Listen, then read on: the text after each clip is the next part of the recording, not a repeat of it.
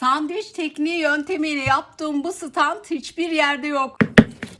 Hemen kavanoz dönüşüm serimizin ikinci videosuna başlıyoruz. Video boyunca birçok ipuçlarıyla çok sağlam bu standı nasıl yaptığımı açıklayacağım. Alaçatı rengi, çok az da kahverengi alacağım.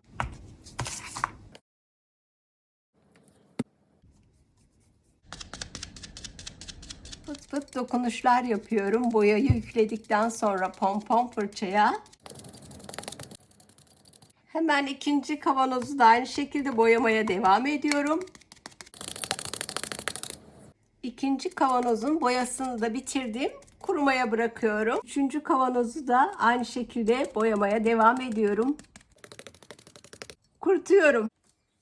İlk kat boya kurudu. Şöyle yakından göstereyim. İkinci kat boyaya başlıyorum. Sıra geldi etiketleri verniklemeye. İnternetten ücretsiz olarak indirdim. Sprey vernik kullanacağım. Kullanmadan önce biraz çalkalıyorum. Sprey vernikle aldığım çıktıyı vernikledim ve kuruttum. Şöyle göstereyim. Buradan kullanacaklarımı çıkarıyorum. Etiketleri hazırladım. Çok güzel etiketler bunlar. Arka tarafını çeviriyorum. Fotokopi kağıdı olduğu için dekopajda inceltmem gerekiyor. Ben şuradan başlıyorum böyle. Şöyle göstereyim. Arka yüzeyleri göstereyim yakından. Kavanozlar çok güzel kurudu. Şöyle dokunulduğu zaman kuruduğu anlaşılıyor. Renk de çok güzel oldu. Dekopaj yapacağım. Bunun için Magic dekopaj tutkalı var. Şöyle bir naylon parçası aldım. Herkesten kenarlara doğru yavaş yavaş böyle yakından göstereyim. Kurumaya bırakıyorum. Bunu da kurumaya bırakıyorum. Hava kabarcıklarını alıyorum. Ve bunun da dekopaj işlemi kurumaya bırakıyorum. Hemen ardından şık dokunuşlar yapmaya devam edeceğim. Vintage mutfak setinin en keyifli bölümüne geldim. Oluşturmuş olduğum keten rengi çok güzel durdu. Şimdi kuru süpürme yapıyoruz. Kullandığım boya ada çayı yeşili. Fırçaya biraz yükledim. Burada kontrol ediyorum. Etiketin köşelerine şöyle belli belirsiz. Bu çıkıntı olan yerlere kuru süpürme yapıyorum. Devam ediyorum. Kahverengi. Kuru süpürmeye biraz da çok az kahverengi eşlik edecek şimdi. Fazlasını buraya bırakıyorum. Çok az gölge yapacağım kahverengiden. Kuru süpürmeyle belli belirsiz. Bu tür el yapımı ekonomik dönüşüm çalışmalarının daha çok izleyiciye ulaşması için YouTube'da abone olmak ücretsizdir. Abone olarak beğenerek beni destekleyebilirsiniz. Onun altına da çok hafif kahveden kuru süpürme yapıyorum. Kuru süpürme işlemini tamamladım. Gerçekten çok farklılaştı. Kavanozlarımızın boyası ve jütüple çalışması bitti. Hemen şimdi Ultimate Glaze su bazlı sır vernik dayanıklı olsun diye bunu kullanıyorum. Akrilik boya için akrilik vernikler var. Ondan da kullanabilirsiniz. 20 gün kemikleşme süresi var. 20 gün sonra suda yıkayabilirsiniz elde. Bu şekilde verniklemeye devam ediyorum. Kurumaya bırakıyorum. Mutfak için organizer yaptığım kavanozların yıkanabilir olduğunu test ediyorum şimdi. İç kısmına hiçbir işlem uygulamadığımız için gıdaya uygun. Hemen kullandıktan sonra şöyle üstü 20 gün beklediğim için kemikleşme süresini üstünde yıkayabiliyorum.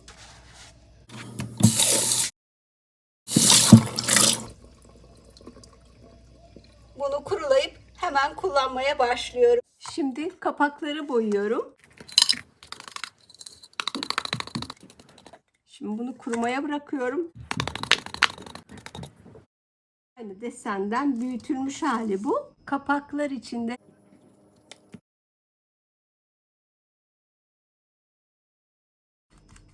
Bunları da kurumaya bırakıyorum. Kapak kenarları için şöyle ince bir dantel güpür parçası var. Bundan çıkaracağım. Nasıl duracağını ben de merak ediyorum. Bu kenarları böylece çıkarıp hazırlayacağım. Güpür dantelleri ince ince kestim. Kenarlar için yapıştıracağım. Yapıştırıcı olarak tutkal var. Tutkaldan kullanacağım.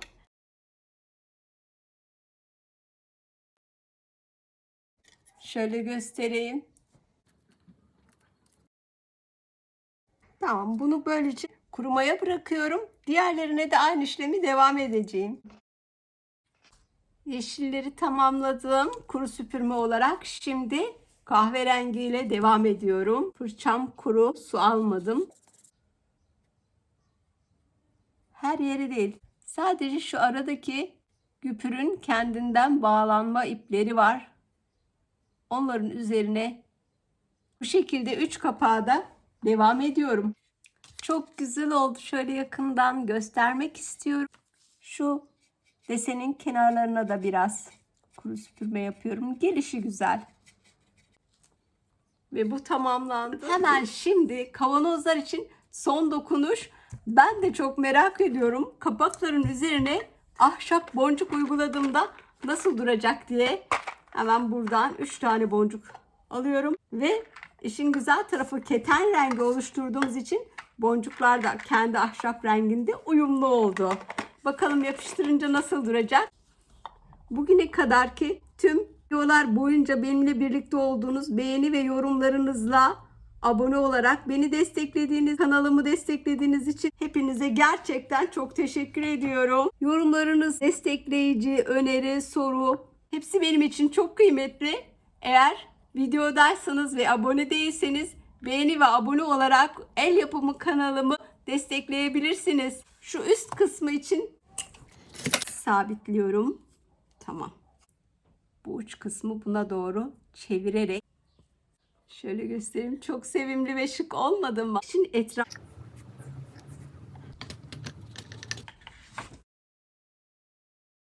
çok hoş oldu. Ultimate Glaze su bazlı sır ver. Kenarlara da bunları kurumaya bırakıyorum. Kanalımı desteklediğiniz için hepinize çok teşekkür ediyorum. Abone olarak, yorum yaparak. Gerçekten şöyle göstereyim. İçine hiçbir işlem yapmadım. Hem dekoratif, mutfak için çok güzel bir çay, kahve, şeker setimizi oluşturuyoruz. Kavanozlarımız tamam. Hemen peşinden hiçbir yerde görmediğim ilk kez Hülya Kreatif Dekor kanalında sizlerle birlikte uygulayacağım oldukça sağlam, dekoratif, hemen standımızı heyecanla ben de bekliyorum. Başlıyorum. Hemen şimdi çalışmaya ilave bir çalışma daha yapıyorum. Bu videonun içindeki dikdörtgen olarak mukavvayı kesiyorum. Hazırladım. Boyu 34 santim, eni 11 santim. Bu ikisini birbirine yapıştıracağım. Bunun için beyaz tutkal kullanıyorum. Herhangi bir marka olabilir. Beyaz kağıt havlu kullanacağım. Parçalara ayırıyorum. Bunu böyle elimle buruşturuyorum. Ve yine beyaz tutkal aldım. Bir fırça aldım.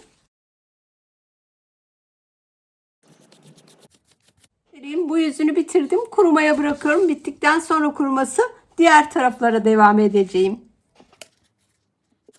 Bu şekilde arka yüzeyini de kaplıyorum peçeteyle. Şimdi üzerine de bu tutkaldan iyice yapıştıracağım. Ve epeyce kurudu. Hiçbir yerde görmediğim, ilk kez burada denediğim çalışmayı gerçekleştiriyorum. Bunu sağlamlaştırmak adına şöyle yassı çubuklar var. Onlardan kullanacağım. Bunun ölçüsünü de göstereyim. Yassı çubuk şişler kullanıyorum. Bu standı bunlarla güçlendireceğim. Bir kez burada yapıyorum. Hiçbir yerde görmedim. Sağlam bir stand yapmayı düşündüm ve en son buna karar verdim. Üzerine ağırlık olarak taşlardan kullanacağım. Burayı böyle bir ağırlık bırakıp tam bir gün bu şekilde kurumasını bekleyeceğiz. Bekledim ve gerçekten çok güzel yapıştı. Şöyle yakından da göstereyim. Ve şimdi bunu sağlamlığı artırmak adına bir de yassı çubukları bu şekilde yapıştıracağım.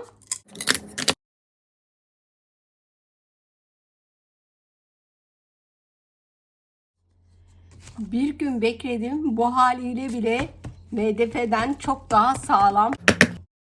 Hülya Kreatif Dekor kanalında tepsi çalışmasını yapıyorum. Kimse de yok. Özgün bir çalışma bu. Böyle taşlardan oluşan ağırlıklar bırakıyorum üstüne. Bir gün kurusun, sonra tepsimizin alt zemini sağlam bir şekilde hazır olacak. Ardından hemen ufak bir işlem daha yapacağım. Ahşap çubuklar yapıştırdığım yüzey kurudu. Şimdi ince bir kat yapıyorum burada. Peçete ile tutkalla yapıştırdığım mukavva buraya yapıştırma işlemine başlıyorum. Şu fazlalığı da buraya alayım. Ve tekrar bir gün kurumaya bırakıyorum. Standın ana altyapısını tamamladım. MDF'den bile sağlam.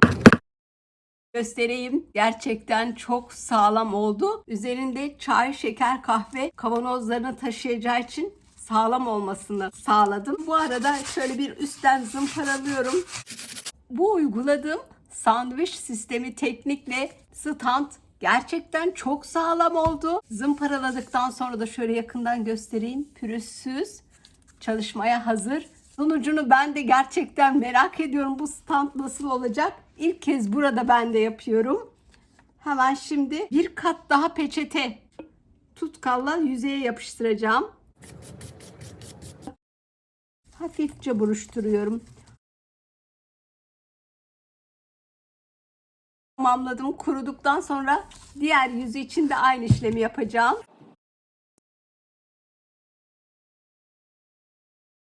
Yaptığım işlemleri kurguladım. Alacağım sonucu ben de merak ediyorum kurgulayarak yaptığım için.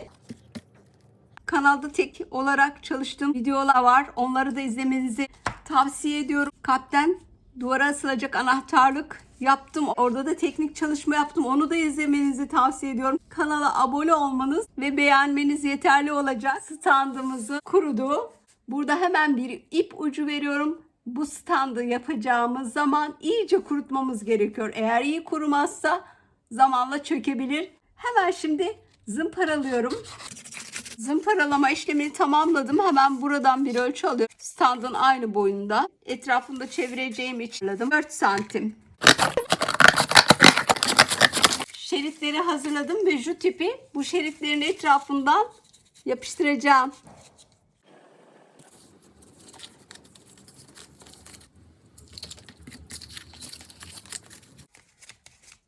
Böylece devam ediyorum. Yaptığım kenarlık bitti. Şimdi jut ipin fazlalarını kibrit yardımıyla alacağım. Yakından göstermek istiyorum. Bakın bunu ipliklerini kibrit yardımıyla aldım. Kısım bu. Diğer kısım bu. Devam ediyorum ben bu işleme. Hemen şimdi akrilik multi surface alaçatı rengiyle zemini boyuyorum. Kavanoz dönüşüm serisi yapıyoruz. Önümüzdeki çalışmalarda birbirinden dekoratif ve kullanışlı ürünler yapmaya devam edeceğiz. Onun için abone olmanız, beğenmeniz yeterli. Bunu kurumaya bırakıyorum. Çalışmasına devam ediyoruz. Sona doğru yaklaşıyoruz. Bitmiş halini ben de gerçekten çok merak ediyorum. Çünkü ilk kez yapıyorum. Vernik bitince de kurutuyorum. Standın ayaklarını ahşap boncuklarla yapacağım.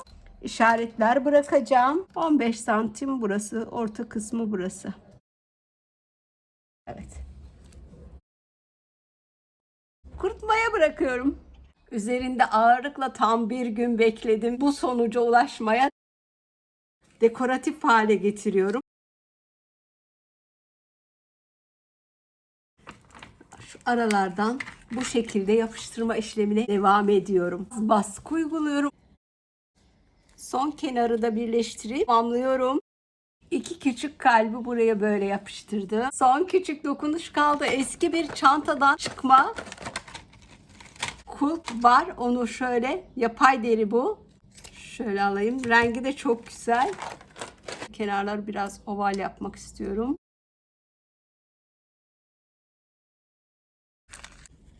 Birisi tam şuraya gelecek.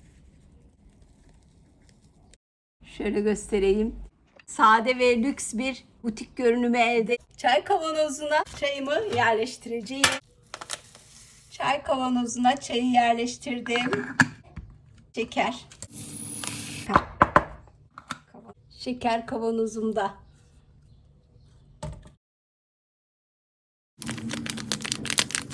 Kahveyi de yerleştirdim. Sağlam bir standımız oldu. Yakından da göstereyim şöyle. Abone olduğunuz, beğeni ve yorum yaptığınız için şimdiden teşekkür ediyorum.